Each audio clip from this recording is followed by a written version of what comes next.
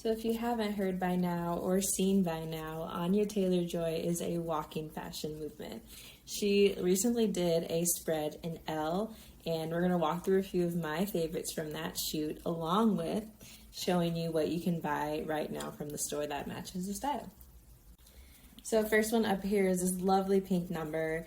It's huge, it's fun, it's a lot of tulle, which I personally really like. And now I'm going to show you how you can shop it.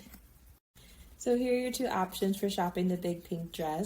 These are perfect for a brunch, a garden party, bridesmaid dresses, really whatever you want it to be. Next up, we have a look that's a little bit more conservative, but like in all the best ways. So there's a lot of like big, bold striped patterns here in play with like a lot of good use of the collar. Can't go wrong here. So here's how that look is going to look off of the runway and out of the editorial magazine. These would be perfect to wear around the office, or if you have like a more like formal engagement to go to, like you're on a business trip, be really good for that.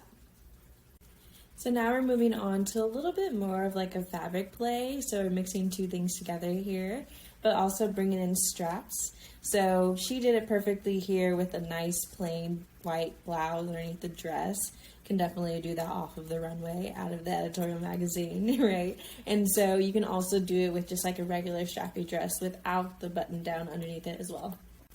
So here's that look off of the runway. You still have the mix of the two fabrics here, so the dress itself, and then the button down underneath. The second one here is kind of like a blend of the two, which I thought was really interesting. Decided to pull it for you just to check it out. And it's like a mesh of like the button down and the dress, but it's all the same material. And now we're moving on to the more formal part of the book and her spread.